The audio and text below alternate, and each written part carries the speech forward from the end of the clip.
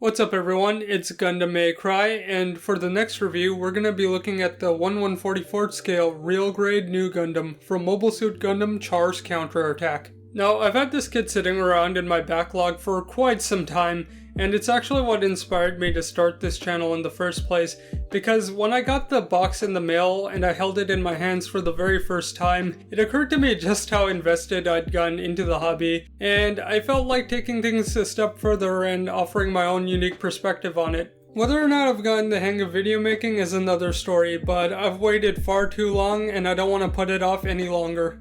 Taking a look at the box itself, and the first thing you'll probably notice is that this isn't the standard release, but the fin funnel effect set. This is more just me treating myself, honestly. The mobile suit contents are exactly the same, you just get some additional display options, and I'll touch on them a little bit for those that might be interested in this version of the kit.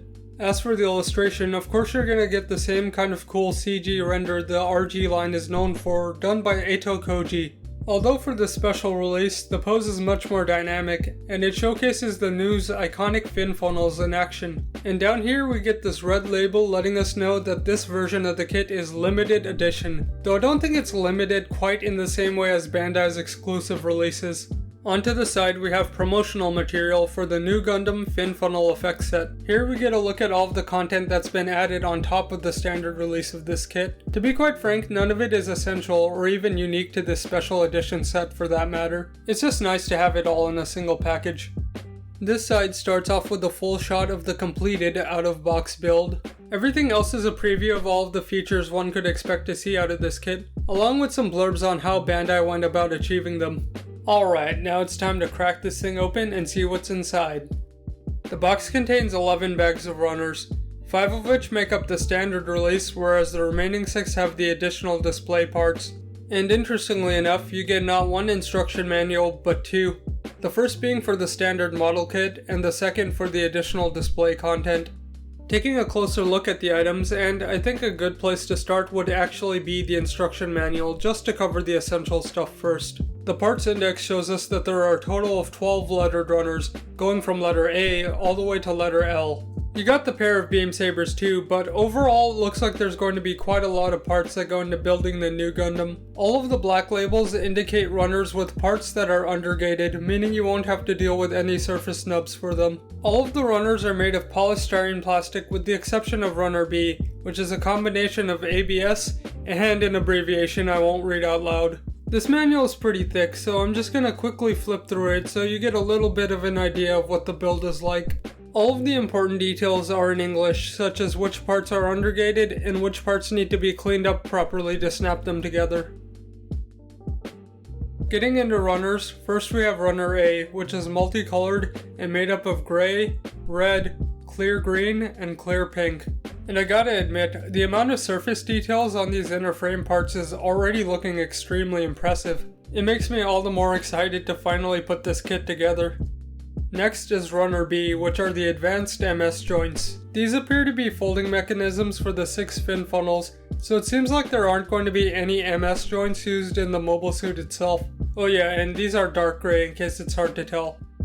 For runner C, you have a few armor pieces and 12 fin funnel segments in white. Runner D has head parts, shield parts, and weapon parts in white. Runner E is in dark blue, and I believe all of these are fin funnel parts.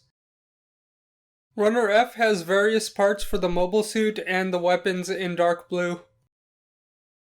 Runner G has inner frame parts in dark gray, and I can't tell if it's a different gray from Runner A. It doesn't mention it in the manual, but they look pretty much identical to me. H is another dark gray runner with more inner frame parts and a few others for the accessories. Runner I has yellow accents for the mobile suit, as well as more parts for the fin funnels. Runner J introduces the second tone of white armor parts. This one has a dull look to it to accentuate the previous more intense white. The same goes for Runner K, just different parts of the armor. Finally, Runner L has the remaining dark gray parts for stuff like the joints and the hands. I'm not sure why Bandai might have put this one at the end besides maybe ease of the building experience. Other than that, you have a pair of clear pink beam saber effects, and oh wow, this one's kinda crooked. You only need one of them though, so it's not a big deal. And to round off the standard release stuff, you have your foils, and the real grade style peel and stick decals. Then for the added display set, there's this simple 2-page manual that tells you how you can put everything together. Like I said, none of the stuff here is unique. From what I know, you could get pretty much everything you see here with 2 of Bandai's figurized jet effect sets, with the exception of a single action-based pedestal. As such, I won't be evaluating this aspect of the kit, but I can give you a basic idea of what comes in the package. I'm also going to be leaving them in the bags for right now, just so they don't get in the way of the main build. The main thing of note here is that you get 3 action-based pedestals, 2 sets of 3 jet effect parts, and various arms to hold things up. Now, I could have swore I read somewhere that you get display parts for the RG Sazabi 2, but you only get 1 mounting arm for the mobile suit, so maybe I'm remembering that incorrectly.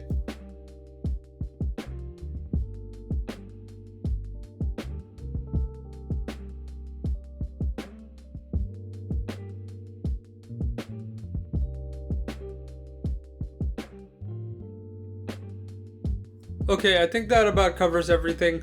I'm gonna try to get the review out by the end of the month. Try being the operative word. As you saw, there's a lot of stuff in the box and I kinda wanna take my time with it. I also wanna focus on another personal project, so it might be pretty tough. That said, the review will be out when it's out, so until then, take it easy and I'll catch you all later.